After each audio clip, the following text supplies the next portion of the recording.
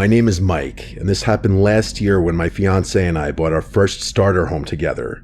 We're an Asian couple, which is relevant to the story. It was a small 2-story house in a basic suburban town in Georgia. There was nothing special about it, but to us it was supposed to be special. It was a typical quiet street, decent backyard, cheap fence, and regular-looking houses lined up next to each other. We felt lucky to even buy a house at our age, so it was a very exciting point in our lives that was quite literally robbed from us, which you'll soon hear why. The first few days were normal. We unpacked, met a few neighbors, and tried to settle in. The neighbor on our right side was a friendly older couple. The neighbor across the street waved and came across to say hi when he saw us. But the house on our left side was different. We didn't see anyone come out of it for the first few days. The curtains were always shut. The house looked clean and normal, don't get me wrong, but it was always kind of dark inside, like no one was home even though there was a car in the driveway. The only time we noticed anything was when we saw someone standing inside their front window one afternoon. My fiancée and I were carrying groceries in from the car when she whispered something to me about it. I looked over and saw a man standing behind the curtain, only half visible but totally watching us. He didn't wave. As soon as he saw us glance at him, he walked away from the window. It was weird, but we didn't think too much about it. Some people are just quiet or awkward. Over the next week, we started noticing him more often. Not outside, but inside his house. I would catch him standing in his living room window sometimes when I left for work. My fiancée told me she saw him in the upstairs window once when she was getting the mail. Every time we noticed him, he seemed to be watching us, but never in a way where he stayed long. The second we looked back, he was gone.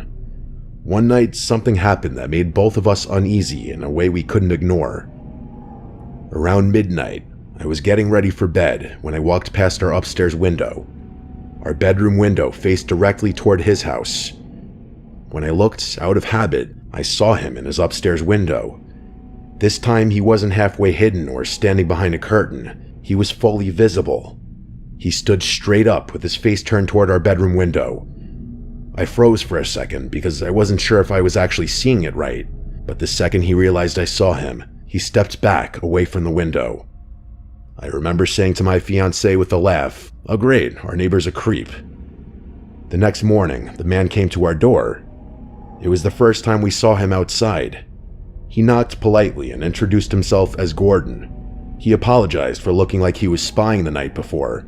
He told me he had been putting something on his window ledge and didn't mean to look into our room. He smiled the whole time, and it was a welcoming enough smile to give me a bit of relief. I'm not saying I loved the guy instantly. There was definitely something slightly off about him, but the apology was appreciated. I didn't want to be rude, so I told him it was fine. When I went back inside, I told my fiancé he seemed somewhat nice, but a little weird. We decided to forget about it. A week later, something else happened that we couldn't ignore.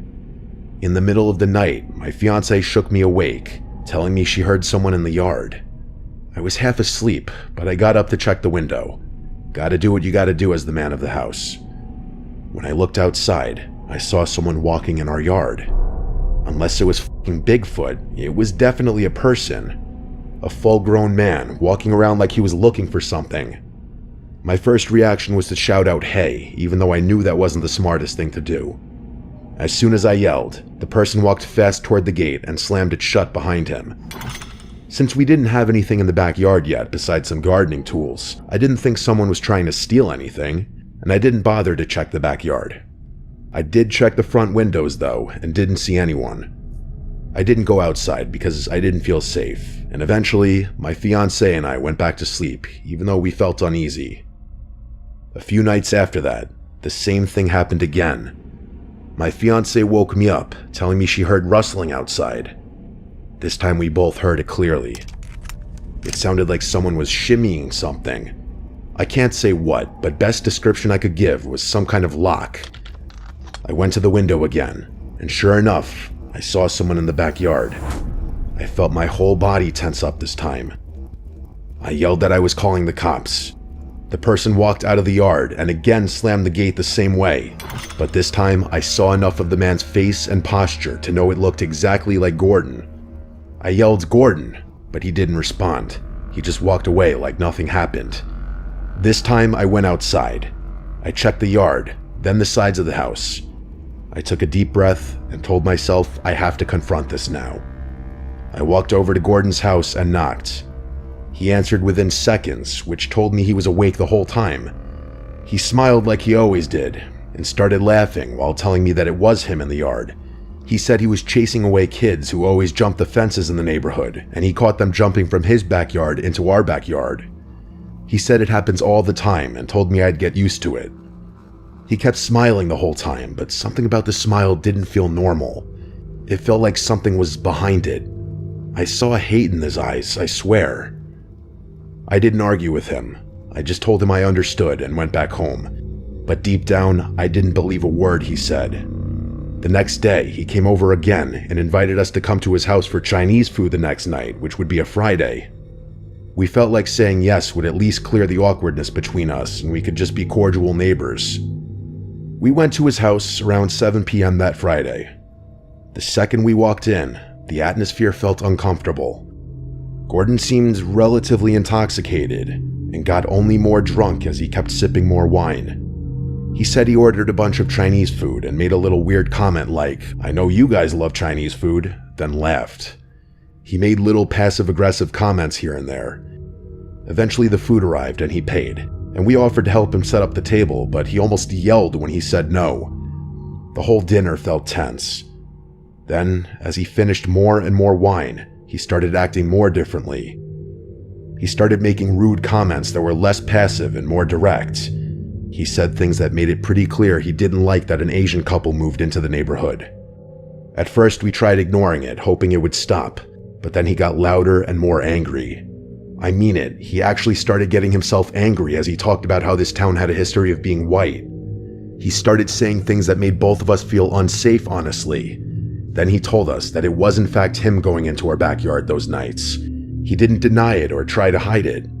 The climax of the night was when he yelled at us that we were not welcome there and that the neighborhood wasn't for people like us. At that point, we didn't say anything. We just stood up and left. We walked back to our house as fast as we could. We didn't even talk about it until we were inside with the doors locked. We didn't know what to do except go to the other neighbors. So we walked door to door, asking them about Gordon. Some of them were shocked when we told them what happened. Others weren't surprised at all. A few people told us Gordon was a drunk whose wife left him years ago. It didn't make us feel any better because we were living next to him now. We tried to avoid him after that. We didn't look at his house, we didn't go outside unless we had to. But how long could you avoid your next door neighbor? Every night felt tense, like he could be watching us or trespassing again. Then, one night, a brick was thrown through our downstairs window. It shattered glass all over the living room. We both jumped out of bed when we heard it. When I ran downstairs, the brick was lying on the floor. No note attached or anything, just a brick. We knew it was Gordon. There was no one else it could have been, but we had no proof. We filed a police report. The police came to talk to him, but he denied everything. He acted confused and told them he had nothing to do with it. The police couldn't do anything except document the incident. We talked about putting up cameras and staying to fight it out, but honestly, we were too scared, and this was mentally exhausting already. We both felt like something worse would happen if we stayed. Not even 2 months after moving in, we started packing again. We couldn't live next to someone who hated us and had already gone into our yard at night and then thrown a brick at our house. Before we left, we filed another report explaining everything. The police said they would keep an eye on the situation, but we didn't feel protected. We moved out of that house and out of that neighborhood as fast as we could. We left behind the home we thought would be our first chapter in life together. I still think if we stayed there, you'd have eventually heard of my fiancée and I on the news having been murdered by this man.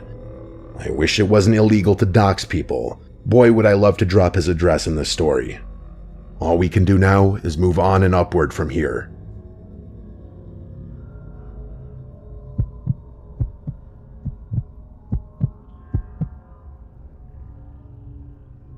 This story happened a couple of years ago, around late 2021.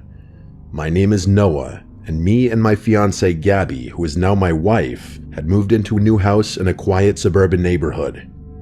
It was a nice 2-story house, perfect for our future family. The neighbors seemed friendly and welcoming as well. Most notably, the neighbors that lived to the right of us seemed the friendliest. It was a couple in their late 30s, but I wasn't really sure. The husband's name was Daniel, and his wife was named Veronica. They were very friendly and seemed like sweet people. They even baked us a red velvet cake as a little welcoming gift. The cake was really good, and we couldn't thank them enough for it. The first couple of weeks were good in the new neighborhood. It was quiet and peaceful, until we started noticing strange things with our neighbors, Daniel and Veronica. One night, around 11 p.m., I heard shouting coming from outside. I looked out my bedroom window and realized it was coming from their house, like they were arguing. I couldn't see them because the angle of the houses blocked my view.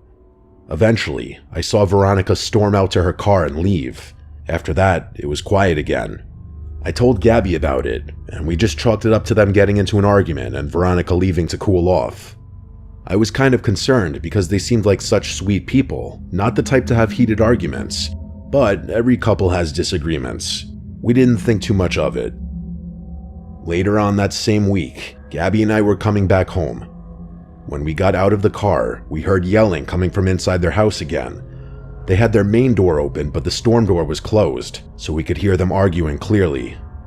Again, it wasn't our business, so we ignored it. Then one day, I noticed Veronica's car wasn't there for a few days, but I assumed maybe she was on vacation. Daniel was still there because his car stayed parked, and I would see him go out once in a while. But then it became a week, then 2 weeks, and Veronica's car was still gone. My wife noticed too and thought maybe they got divorced or something, which would make sense due to their constant arguing. But the way she left was so sudden. One day her car was there, the next it was gone. And Daniel was acting weird. Every time we saw him, he would try to avoid us. He wouldn't wave like neighbors usually do, and the rare times I talked to him, he would talk fast and try to end the conversation as soon as possible, like he was nervous. Something was definitely up with him. After 3 weeks of Veronica being gone, I decided to go over and ask Daniel how things were. My fiancé argued against it, saying it wasn't our business and to leave it alone. But curiosity got the best of me, and I knew she was curious too, so I rang his doorbell. I knew he was home because his car was there. It took him almost 3 minutes to answer, and when he did, he looked off. He was sweating like he just ran a marathon, and he had this weird forced smile like he was hiding something. I asked him about Veronica and why I haven't seen her or her car in a while. He hesitated and said, she just went to go stay with her mom for a while out of state because she's very sick and she's looking after her. I felt like that was a lie, but I didn't question it. I might have believed him if he wasn't acting so strange. I then asked why he was sweating so much, and he said he was doing workouts upstairs. He was speaking really fast, like he was rushed or nervous, but then something happened that made my heart drop. I heard a voice scream from somewhere inside the house. I wasn't exactly sure where, but I was almost positive it was a woman's voice yelling for help. I asked what that was, and Daniel quickly said, I'm playing a movie upstairs and forgot to pause it. That made no sense since he had just said he was working out upstairs. I just said okay and told him I would catch him later. I went back home and told Gabby everything. She was just as concerned as me and told me to call the cops. I did, and I requested to stay anonymous, even though Daniel would probably know it was me. I told the dispatcher that I heard something in my neighbor's house and wanted them to do a welfare check. Eventually, an officer pulled up. About 10 minutes later, I heard sirens and saw 5 police cars and an ambulance. Me and Gabby rushed outside. Officers were everywhere. Daniel was being taken away in handcuffs while Veronica was being rushed to the ambulance on a stretcher. We later found out Daniel and Veronica had been in an abusive relationship and things had escalated badly. Daniel kept her locked in the basement for weeks. I didn't even know they had a basement. Down there, he would assault her, rape her, abuse her, and do horrible things. He even sold her car to make it look like she wasn't home. When I heard that scream while talking to him, it turned out he stabbed her 5 times because she had made noise when he told her to be quiet while he answered the door. That explained why he was acting so strange. Unfortunately, Veronica didn't survive and passed a couple hours later. As Daniel was being escorted into a police car, he said, "I know it was you who snitched on me, and you'll regret this." I wanted to laugh it off if the situation wasn't so messed up, knowing he would be behind bars for a long time. It's crazy how you never know who people truly are behind closed doors. Daniel seemed like a friendly, normal guy, and so did Veronica. They seemed like a great couple, but obviously they had serious issues hidden underneath. Fast forward a couple nights after the incident, I woke up in the middle of the night. It was dark, and I saw the silhouette of a person. As my eyes adjusted, I saw that it was Daniel. My heart dropped. He said, "I told you you would regret this." He was holding a knife. I tried talking him down, telling him to calm down and just talk, but he didn't respond. I pressed myself against the headboard. Then, out of nowhere, he lunged at me. I screamed, and then I woke up for real. I was breathing heavily, and Gabby was beside me. She asked what was wrong, and I said it was just a bad dream. She went back to sleep, but I couldn't. The fact that I dreamed about my neighbor who murdered his wife breaking into my house to kill me chills me to this day. Most dreams fade, but this one stayed vivid, and the words he said in the dream were the exact same ones he said while being taken away in cuffs. I never told my wife about this dream. I don't know why. I guess because she might think I'm crazy or it would just stress her out. Eventually, after we got married, we moved to another part of town. It's a nice, quiet neighborhood and a great house, but the whole event traumatized us. Knowing we lived next to a murderer still haunts us.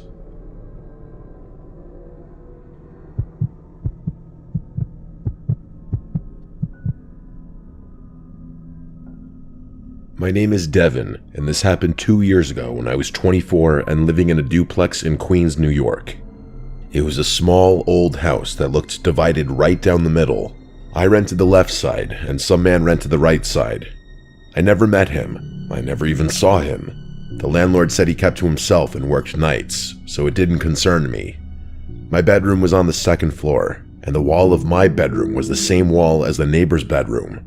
If I pressed my ear up to the wall, I could hear faint movements on the other side sometimes, but that's to be expected in New York City. The first week that I lived there, nothing strange happened. I worked long hours, came home tired, ate something simple, and went straight to bed. I was just happy to have my own place. And then one night, things began. I was lying in bed scrolling on my phone when I heard what sounded like a man talking, but it didn't sound like a normal man's voice. It was high-pitched, like someone trying to talk in a fake voice. It was faint, and it was being spoken from the other room, but the wall was so thin that it felt like the person was standing right next to me. I couldn't understand what he was saying. It was just this weird, high voice mumbling. I tried to ignore it. Maybe he was on the phone, or maybe he was watching something on TV. Eventually, the mumbling stopped and I fell asleep. A few nights later, though, the mumbling came back. But this time it was louder, and this time it was definitely a man talking. I pressed my ear lightly to the wall and listened. It didn't sound like he was on the phone. It sounded like he was talking to himself. I didn't know whether to laugh or be slightly creeped out. To block the noise out, I put the blanket over my head. I had work early the next morning and I needed sleep. I think that was the first night I realized I did not like living there alone. 2 weeks after that, the knocks started. I was lying in bed again, half asleep, when I heard 2 taps on the wall right next to my head. It was so close that I flinched like someone was touching me. I sat up and waited a few moments in silence, and then there were 2 more identical taps on the wall from the other side. I knew for sure that it was not a house settling noise that could just easily be explained away. I rolled away from the wall and sat there shaking. I kept waiting to hear something else, but it went quiet. I wanted to knock back, but I realized that acknowledging it would likely make it worse. The next morning, I told myself it was not a big deal and that I was overreacting. Over the next week, the knocks continued. Sometimes soft, sometimes harder, always at night, and always when I was trying to sleep. One night it went on for so long that I put in headphones and turned on a loud fan. I remember lying awake thinking about how thin the wall was, how close his room was, how close he was. He could literally be lying just 2 feet away from me. It scared me more every night. But still, the knocks could have just been him sitting against the wall and accidentally banging or tapping the wall with something. But then came the night that everything changed. I'll never forget it. I was lying in bed on my side, facing the wall. My eyes were closed, but I was not asleep yet. The room was dark, except for my street lamp shining through the blinds. I heard the knocks again. 3 slow ones. I kept my eyes closed and tried not to react. Then I heard that same high-pitched man's voice come through the wall. It was muffled, but not that muffled. I could hear each word clear enough. He said, "What are you doing in there?" My lungs locked up. I sat straight up in bed, shaking so hard I felt my teeth chattering. This was no longer just potential accidental taps on the wall. He was now acknowledging me directly. He said it straight through the wall. I could just tell he said it like he knew I was right next to him. I grabbed my phone and called my boyfriend. I whispered to him that I was scared out of my mind and told him exactly what happened. He told me he was coming over right away and he would stay the night with me. I stayed sitting up with the lights on until he arrived. The rest of the night, nothing happened. It was almost worse that way. It made me feel crazy, like the neighbor knew my boyfriend was there. For a few days, things were quiet. I started thinking maybe it was just some weird coincidence that the neighbor was doing something and I misheard. But then a few nights later, something happened that made me leave the house running. I still have bad dreams about it. I was asleep this time, fully asleep. I don't know what time it was when I woke up, but I woke up fast. Something snapped me awake. I sat up slightly, and then it started. The knocks on the wall, like someone drumming their fingers right beside my head. I screamed back without thinking. I shouted for whoever it was to leave me alone. I was shaking and breathing hard. I think mustering up the courage to finally yell back spiked my adrenaline. I don't know exactly what I expected next, but I will tell you, what did happen next I never expected in a million years. There was a voice. It came from inside my room. A voice in the dark said, "Go to sleep." It was not the voice from the wall. It was deeper and closer, right there in my room.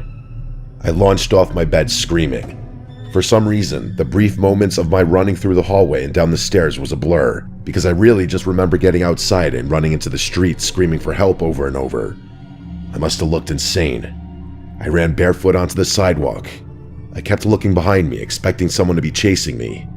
I didn't stop screaming until a man 2 houses down came outside and stared at me like he didn't know what to do. I begged him to let me use his phone to call my boyfriend, but he said by the sound of it I needed to call the police. So I called the police instead. I waited by that man's sidewalk shaking and crying until the police arrived. When they showed up, I told them everything that happened. They asked me if I was sure that someone was in the house, and I said yes, 100% yes. They drove me back to my duplex, and 2 officers went inside. My front door was still wide open like I left it. They said there were no signs of forced entry. They asked me if I remembered unlocking the door as I ran out. I had no memory of touching the lock. I told them I didn't think I unlocked it, but I was so panicked that maybe I did. I couldn't be sure. They checked every room, every closet, under the bed, everywhere. No one was in the house. They knocked on the neighbor's door too, but he wouldn't open up. It looked like he wasn't home at all. Eventually, my boyfriend showed up and took me back to his place. I was still shaking hours later. I don't remember sleeping again the rest of the night. In the morning, I called my landlord and told him everything. I told him I needed to know who the neighbor was and if he had any history of problems or strange behavior. I also told him I wanted to break the lease immediately. At first, he pushed back. He said he needed notice and paperwork. I told him I would not step foot in that duplex alone again, and he needed to help me. It took a whole day of phone calls before he said he would let me break the lease. My boyfriend came with me every single time I went back to the duplex to move my stuff. I refused to go alone. During those days, we tried knocking on the neighbor's door multiple times, but he never answered. It was like no one lived there. But there were signs that someone did, like packages at the door and a car in the driveway, but no human response. I ended up moving back in with my parents for a while until I found a new place. I still don't know if that neighbor was actually in my room that night, or if someone got in without the police noticing, or if it was just all in my head from the stress. But that one's the least likely explanation because it's pretty clear what's real and what's in your head. My landlord told me later that the neighboring tenant eventually moved out too without saying a word. I don't know what really happened in that duplex.